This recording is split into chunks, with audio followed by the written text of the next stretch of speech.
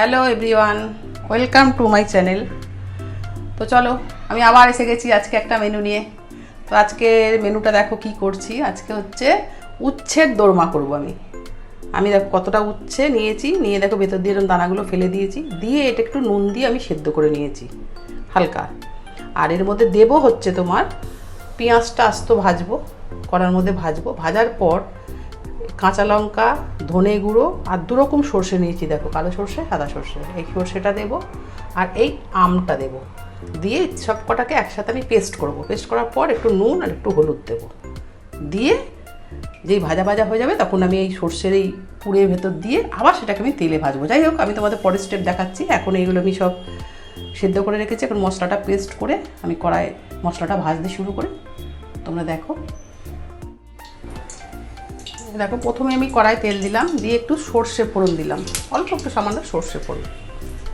সর্ষে ফোড়ন দেওয়ার পর সর্ষেটা সম্পূর্ণভাবে হয়ে গেলে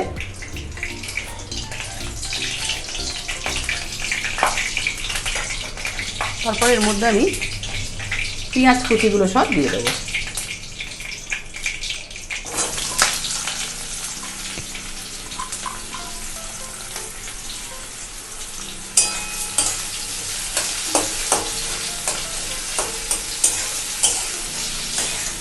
পেঁয়াজটা একটু ভাজা ভাজা হয়ে গেলে তারপর কিন্তু আমি মশলাটা দেবো, মশলার পেস্টটা। আগে পেঁয়াজটা একটু ভাজা ভাজা হোক। দেখুন আমার পেঁয়াজটা লাল করে ভাজা হয়ে গেছে। এরপর আমি যে আস্ত মশলাগুলো দেখতে পাচ্ছি সেগুলোকে আমি পেস্ট করলাম, করে এগুলো আমি সবের সাথে মিশিয়ে দিলাম। মিশিয়ে দিয়ে এর মধ্যে একটু নুন, পরিমাণ মতো নুন আর পরিমাণ মতো হলুদ দিয়ে দিলাম। দিয়ে মশলাটাকে আমি এখন ভাজতে থাকবো পেঁয়াজের সাথে, যতক্ষণ না মশলাটা শুকনো শুকনো একটু হচ্ছে।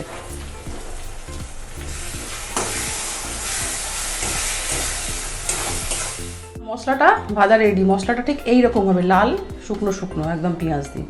তারপরে আমি যে উচ্ছেগুলো সিদ্ধ করে রেখেছিলাম সেইগুলোর ভেতর ঠিক এইভাবে পুড়তে হবে, যেরকম দোরমায় পোড়া হয়। পুড়ে এগুলো এবার এখন আমি কড়াই তেল দিয়ে দিয়েছি, এই যে তেলটা হয়েও গেছে। এবার আমি এইভাবে আস্তে আস্তে উচ্ছেগুলো আস্তে আস্তে ছাড়বো। সাবধান, দেখবেন যেন না মশলাটা বাইরে বেরিয়ে যায়, এইভাবে ছেড়ে দিতে হবে। এবার এটা আস্তে আস্তে আস্তে আস্তে পুরো ভাজা করতে হবে আপনাদের তেলে। এই তেলটা সম্পূর্ণ ওইগুলো ভাজা হবে, পাল্টে পাল্টে দেবেন। ব্যাস, উচ্ছের দোরমা রেডি। আপনারা খেয়ে দেখুন, আপনারা করুন, করে খেয়ে দেখুন, এত সুন্দর।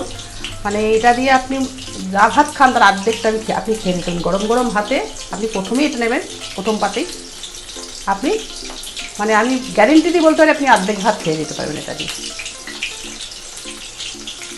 দেখুন আজ আমার রেসিপি কিন্তু রেডি, উচ্ছের দোরমা। আমি যা যা মশলা দেখালাম দেখুন, তারপরে আমি উচ্ছেটাকে পুরো লাল করে ভেজেছি মশলা সমেত। এবং এটা আপনারা গরম ভাতে আপনারা খেয়ে দেখুন, অবশ্যই অবশ্যই করে খান। না খেলে আমি জানবো কী করে আমার রেসিপিগুলো আপনাদের কেমন লাগছে, কেন তো আমার তো সবই ঘরোয়া রেসিপি। তাই আপনাদের আশা করি আপনাদের ভীষণ ভালো লাগবে।